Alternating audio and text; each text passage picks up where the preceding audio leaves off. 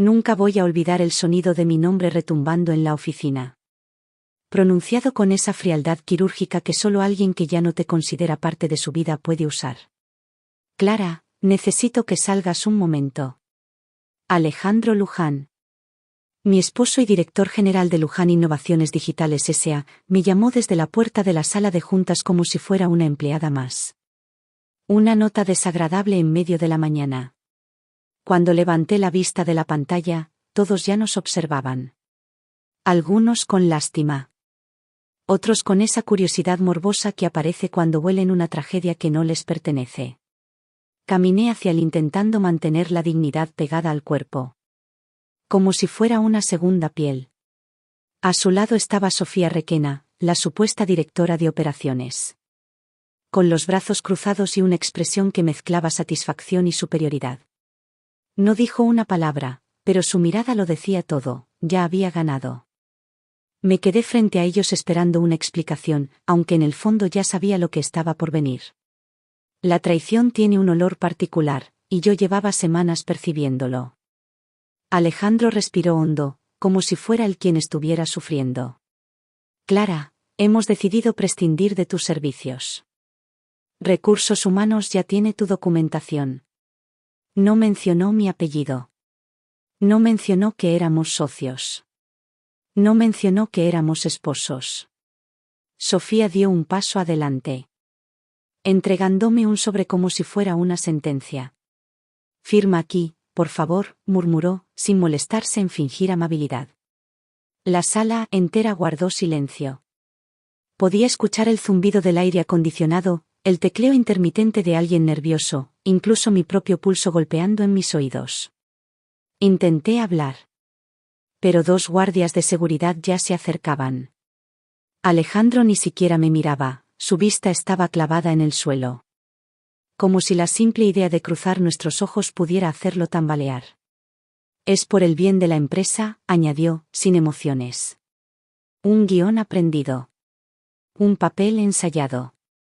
Y sin permitirme responder, dio media vuelta, entrando a la sala de juntas con Sofía pegada a su sombra. Los guardias me tomaron suavemente de los brazos y me escoltaron por el pasillo principal. Mis compañeros se apartaron como si fuera contagiosa. Algunos susurraron mi nombre. Otros fingieron no verme. Yo no lloré. No podía. No debía.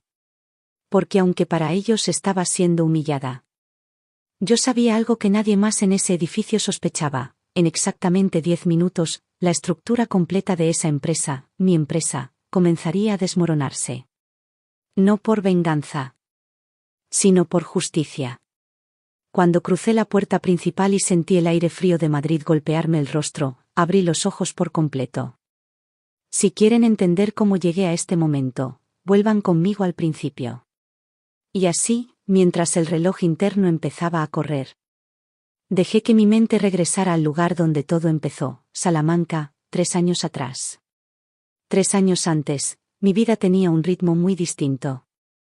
Salamanca no era solo la ciudad donde vivíamos, era el nido donde todo comenzó. Nuestro piso era tan pequeño que, si uno respiraba hondo, el otro lo escuchaba desde cualquier rincón.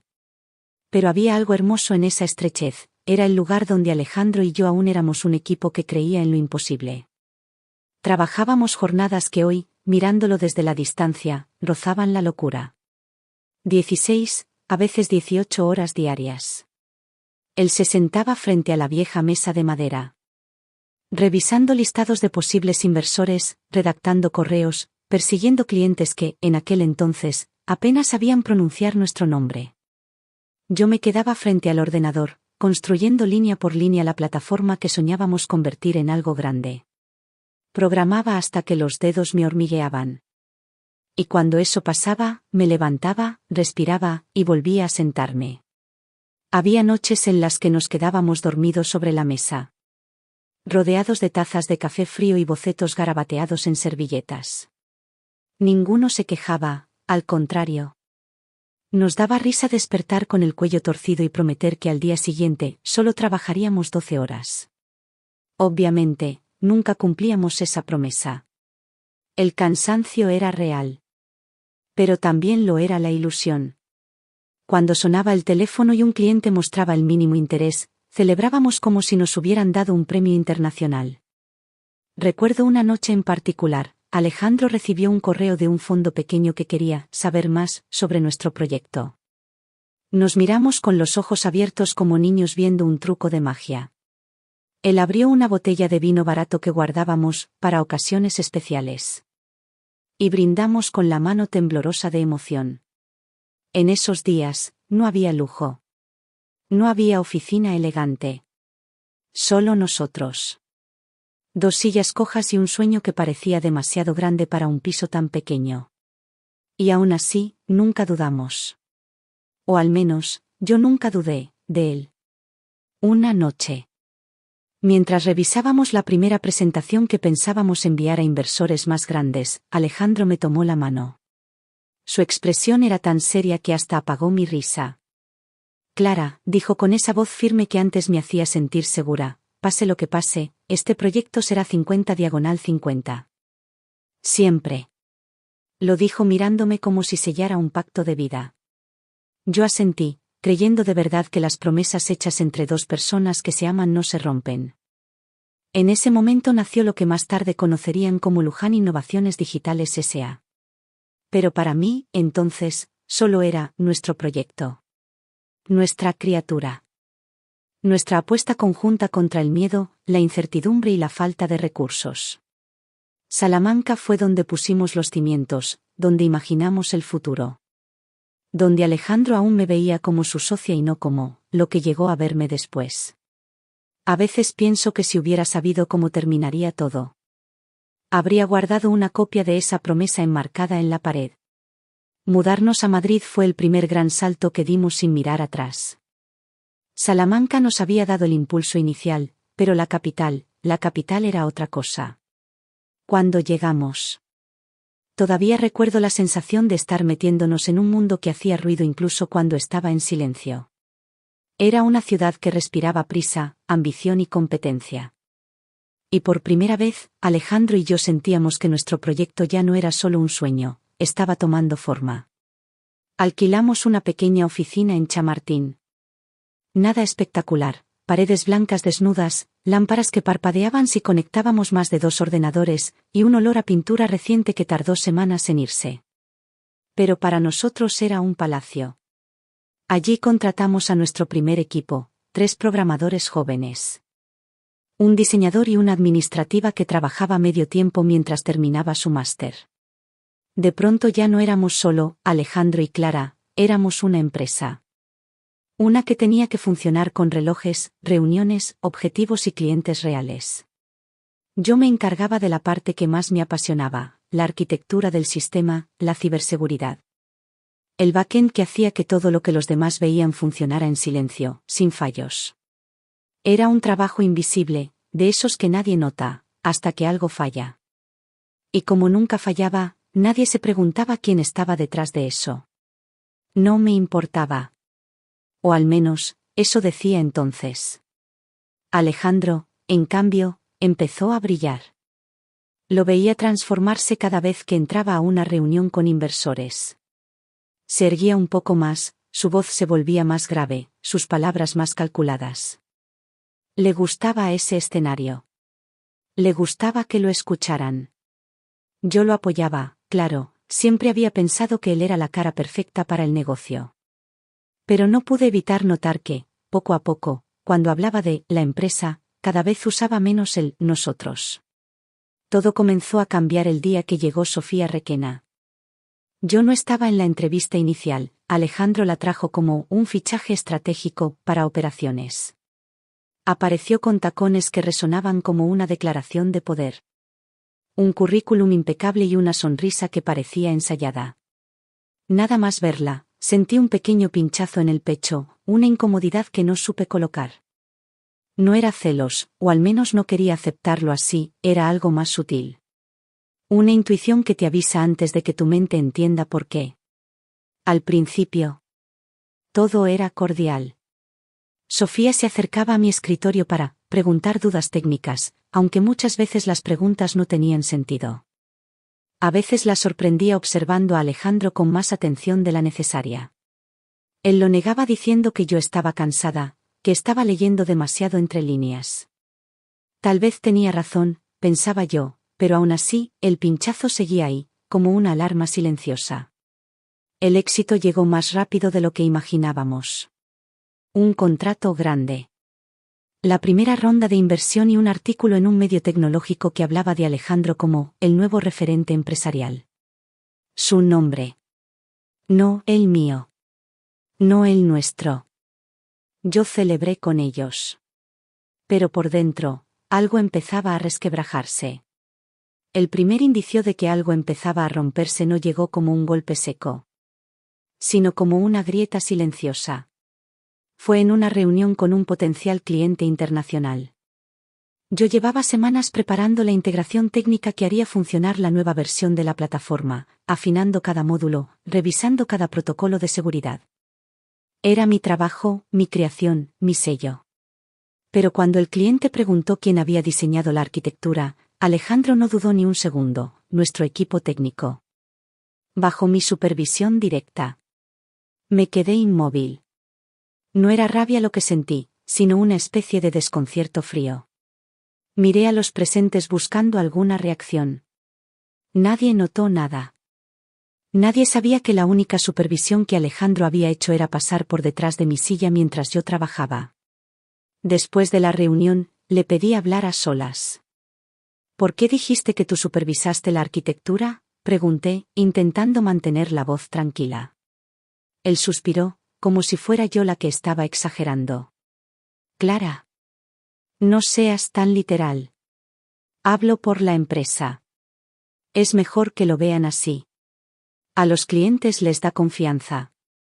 Y antes de que pudiera responder, añadió con ese tono que parecía razonable pero que dolía más que un grito: estás malinterpretando todo.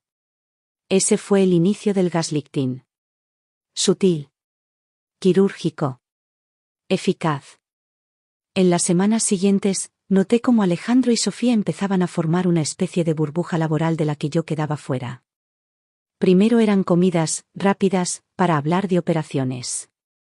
Luego, tardes enteras preparando presentaciones que, supuestamente, requerían otro enfoque. Y finalmente, noches en las que él llegaba a casa tan tarde que ya no tenía energía ni para inventar una excusa convincente. Yo intentaba mostrarme razonable.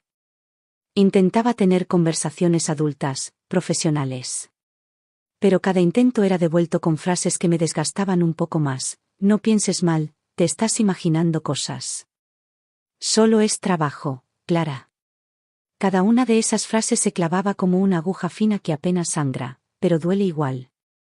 Lo peor no era la distancia. Era la soledad.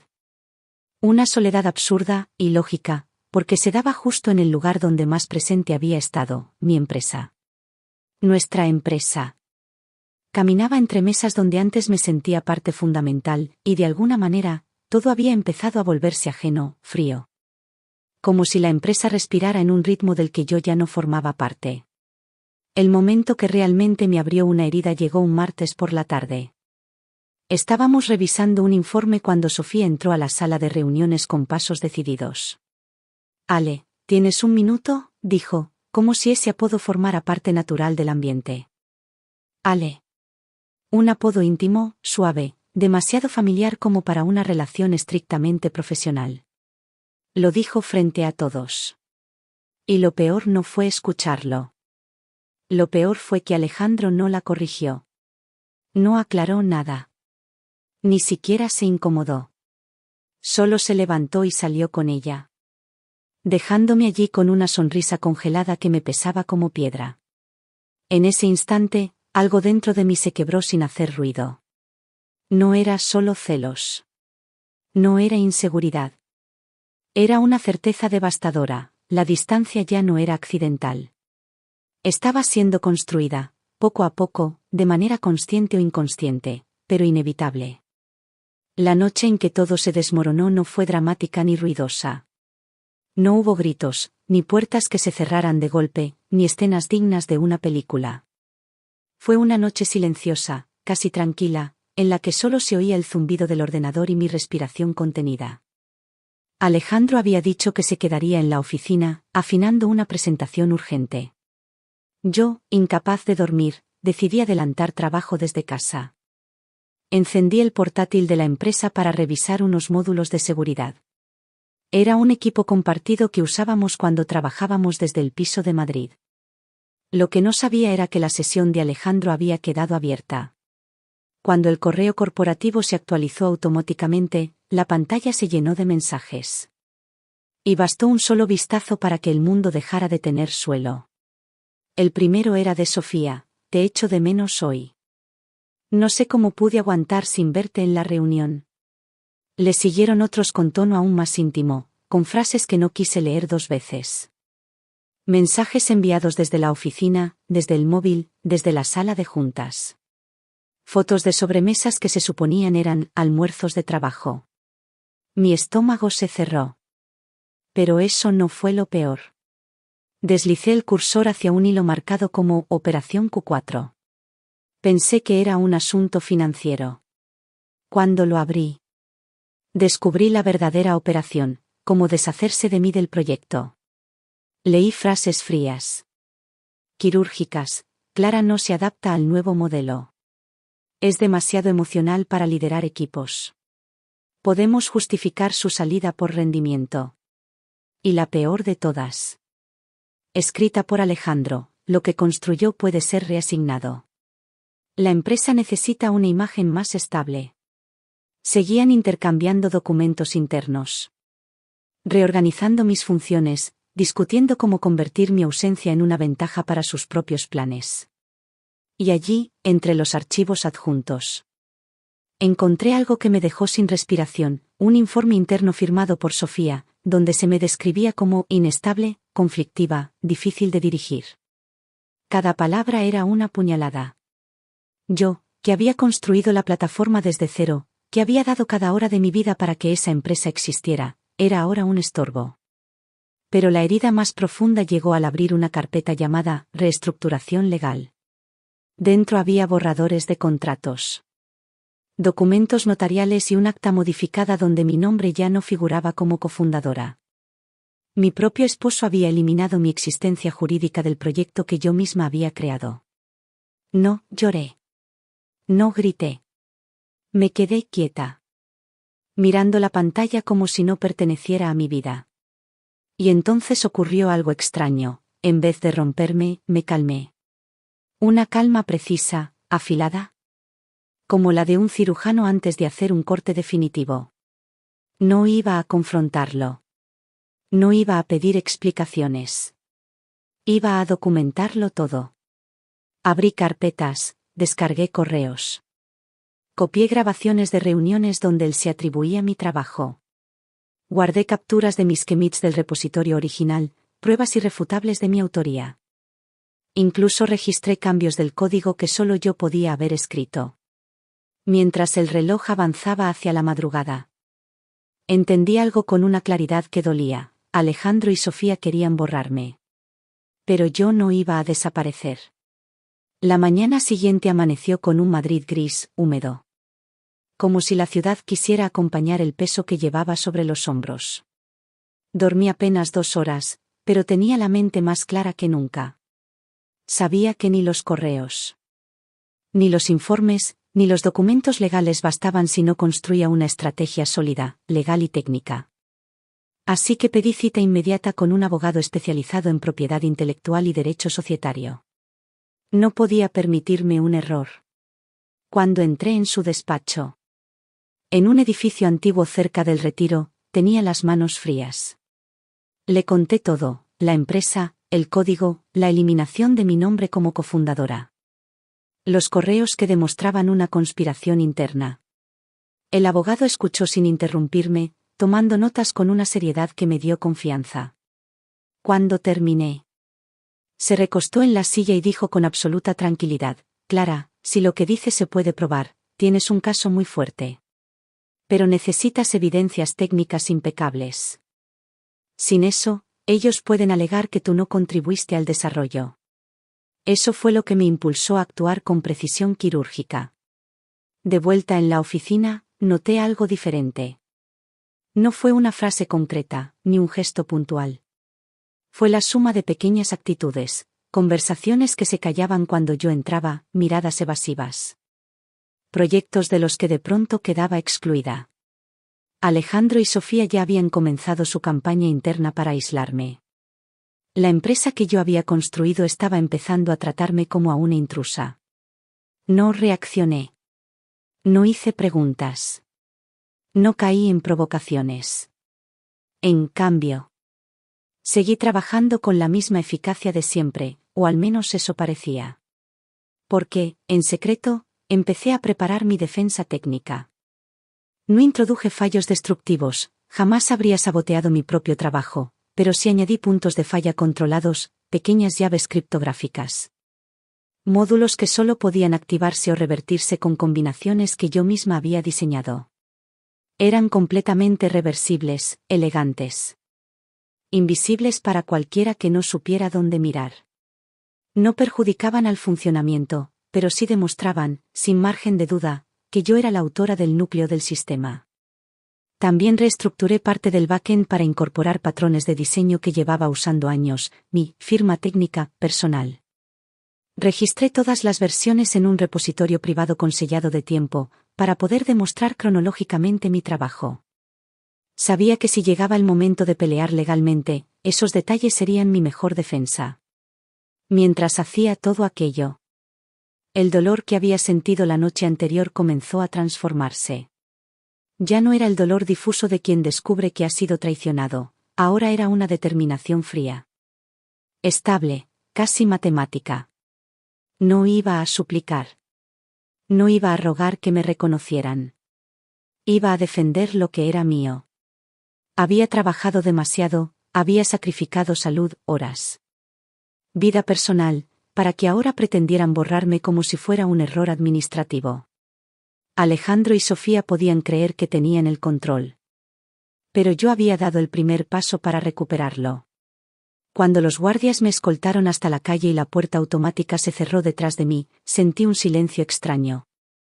Casi irónico. El edificio de Luján Innovaciones Digitales S.A. se alzaba frente a mí como una fortaleza que yo misma había ayudado a construir. Pero de la que me estaban expulsando como si fuera una infiltrada. Respiré hondo, sentí el aire frío rozarme la piel y miré el cielo gris de Madrid. Era el mismo cielo de siempre, pero yo ya no era la misma. Miré la hora. Quedaban 9 minutos. Caminé despacio por la acera. Como si cada paso marcara el compás de algo que se estaba gestando dentro de aquellas paredes. No era venganza lo que buscaba. Era justicia. Y la justicia, cuando llega tarde, suele llegar con una precisión quirúrgica. 8 minutos. Pensé en Salamanca, en nuestras noches sin dormir, en la promesa del 50/50. En cómo el amor se convirtió en indiferencia, y la indiferencia en traición. Dolía, sí, pero el dolor ya no me paralizaba. Me empujaba hacia adelante. 7 minutos. Seguí caminando sin mirar atrás. No necesitaba hacerlo. Sabía lo que ocurriría. Los puntos de falla controlados, las llaves técnicas ocultas. Los módulos que dependían exclusivamente de mi autoría, todo estaba a punto de activarse. No para destruir, sino para demostrar. 6 minutos. Al doblar la esquina, mi móvil comenzó a vibrar. 3 llamadas perdidas del equipo técnico. No contesté. No era yo quien debía apagar aquel fuego. 5 minutos. Imaginé el interior de la oficina. El murmullo habitual transformándose lentamente en inquietud. Pantallas parpadeando. Alertas rojas apareciendo en los paneles de control. La sensación sutil, casi imperceptible, de que algo empezaba a fallar sin razón aparente. 4 minutos. Seguí avanzando. Mi corazón latía con fuerza, pero no por miedo, sino por certeza. 3 minutos. Entré en una cafetería pequeña cerca de Plaza Castilla. Pedí un té, me senté junto a la ventana y apoyé el móvil sobre la mesa. El vapor cálido me rozó la cara. 2 minutos. Y entonces ocurrió. Un mensaje del jefe de infraestructura: caída total del sistema. Intentamos reiniciar. Nada responde. Otro de operaciones: clientes bloqueados. Fallos críticos en la red. Y uno más, de alguien que nunca me habría escrito en condiciones normales: Clara. ¿Estás ahí? Algo pasa con tu código. 1 minuto. Las llamadas comenzaron a entrar sin descanso. Número tras número, nombres de inversores, socios. Responsables de cuentas internacionales. Los contratos más grandes empezaban a congelarse. Las cláusulas de penalización por fallos de servicio se activaban en cadena. 0. En ese mismo instante, las alertas internas debieron alcanzar un nivel tan alto que la situación dejó de ser un simple problema técnico. La empresa estaba obligada a notificar incidentes graves. Y cuando eso ocurre en España, entra en escena una unidad muy concreta. La Guardia Civil. Grupo de delitos telemáticos. Ellos no toleran irregularidades. No toleran ocultamientos. Y, sobre todo, no toleran sistemas críticos sin trazabilidad de autoría. Mientras daba el primer sorbo a mi té, recibí el mensaje final: Clara, la empresa está perdiendo valor por minutos. Afuera, el cielo seguía gris. Pero por primera vez en mucho tiempo, yo respiré con calma.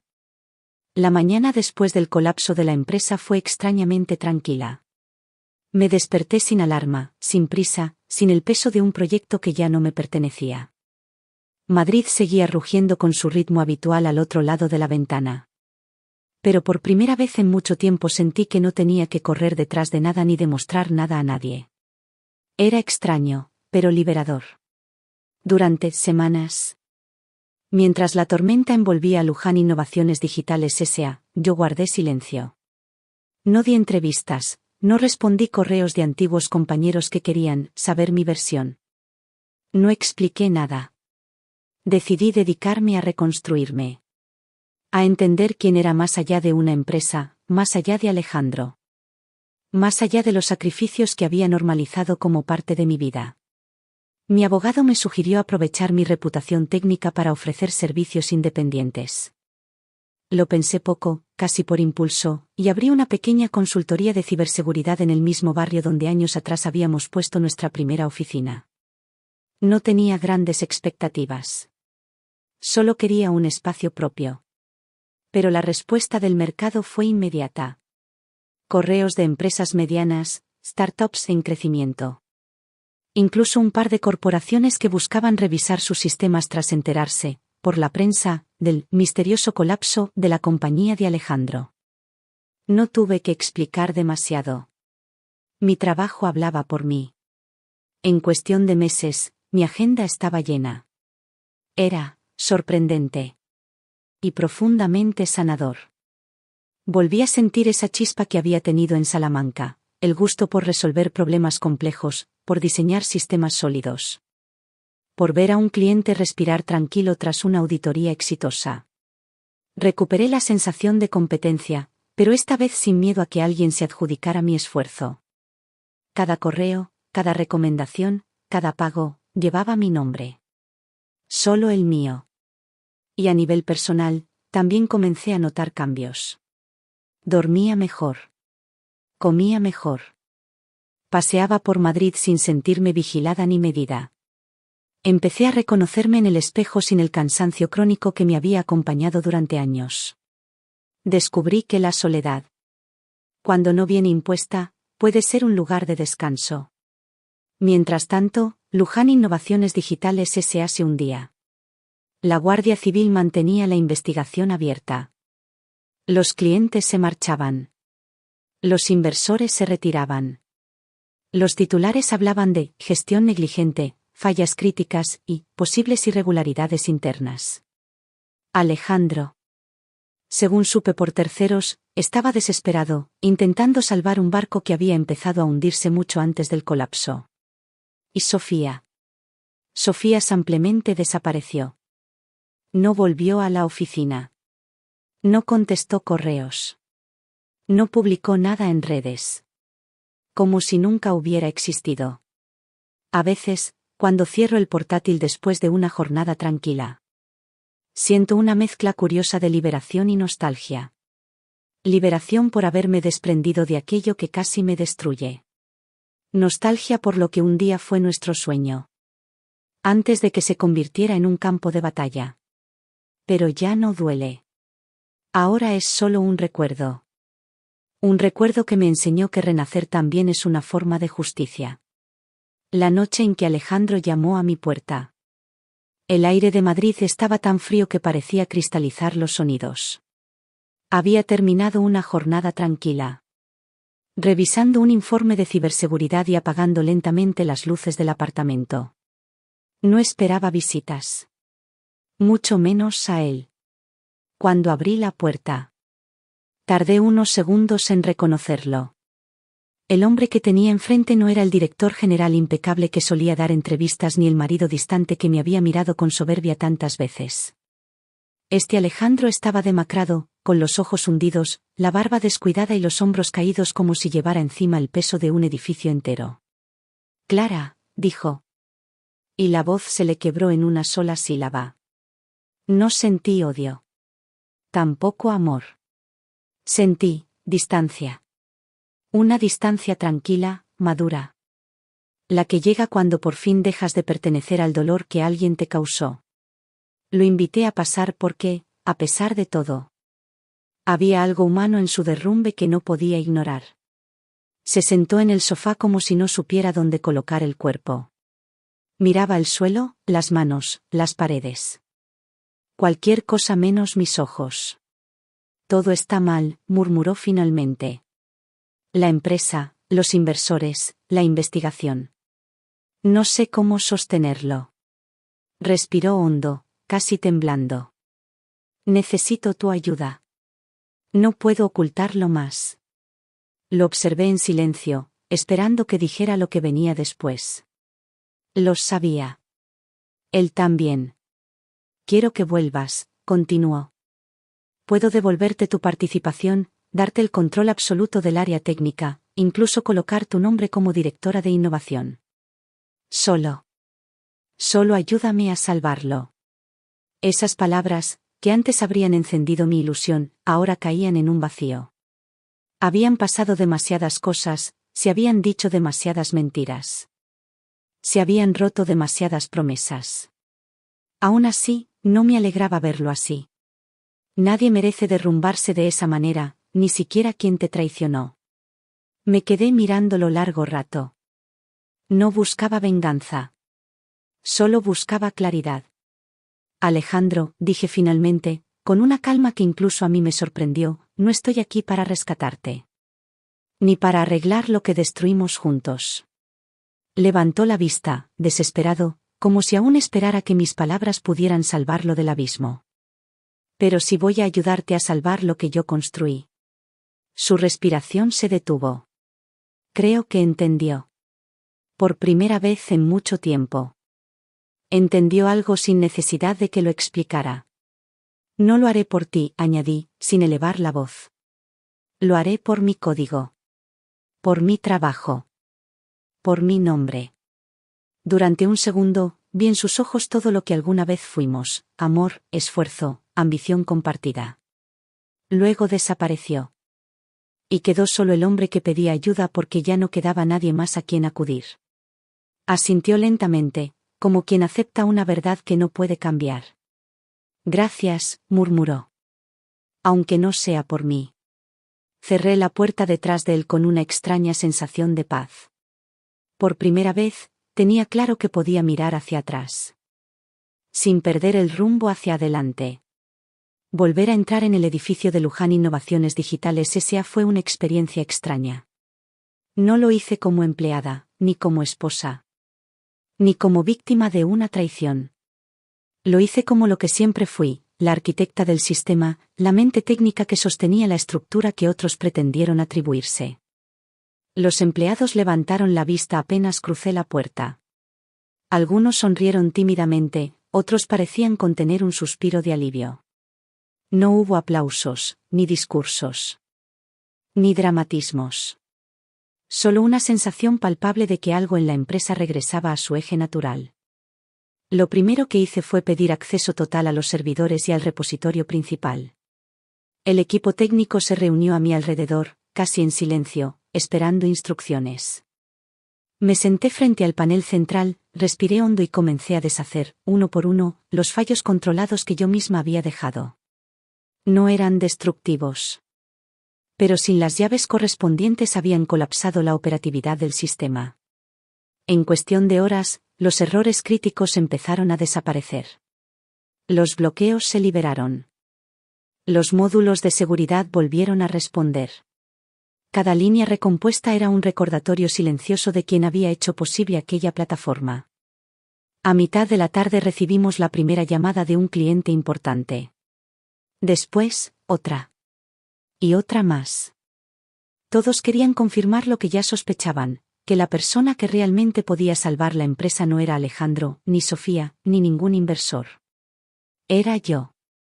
Lo más sorprendente fue la reacción del equipo. Lejos de cuestionar mi regreso, comenzaron a apoyarme abiertamente. Algunos se acercaron para agradecerme. Otros pidieron disculpas por no haber visto antes lo que estaba pasando. No los culpé. Las traiciones más sofisticadas no suelen hacerse ruidosas, se hacen desde las sombras. Con sonrisas ensayadas y promesas vacías. Alejandro, por su parte, cumplió con lo que había dicho. Aceptó un rol menor, más administrativo que directivo. Caminaba por la oficina con pasos medidos, siempre dispuesto a colaborar, pero sin imponer nada. Ya no era el hombre que ocupaba toda la sala con su sola presencia. Era alguien que había aprendido, a un precio muy alto, que el poder sin integridad es solo una ilusión. La dinámica cambió para siempre. Y todos lo sabían. En los meses siguientes, la empresa resurgió con una fuerza que nadie esperaba. Recuperamos clientes. Cerramos nuevas alianzas y logramos una ronda de inversión que colocó el valor de la compañía por encima del que alguna vez tuvo. Yo asumí oficialmente la dirección técnica y lideré una reestructuración interna basada en respeto, transparencia y mérito verdadero. A veces, cuando me quedo sola en mi nueva oficina, una oficina amplia, luminosa, con vistas a la ciudad que me vio caer y levantarme, pienso en todo lo que ocurrió. En las noches en Salamanca, en los sacrificios, en los correos que me rompieron el alma, en el momento en que tuve que reconstruir mi identidad desde cero. Y entonces lo entiendo con absoluta claridad, la justicia no siempre llega de la manera que uno imagina. A veces, llega cuando recuperas tu lugar. Cuando te devuelves a ti misma lo que otros intentaron quitarte. Cuando recuerdas que una mujer que conoce su valor, nunca vuelve a ser subestimada. Cierro los ojos. Respiro hondo y sonrío. Porque esta vez, la historia la escribí yo. Y nadie puede borrarme de ella.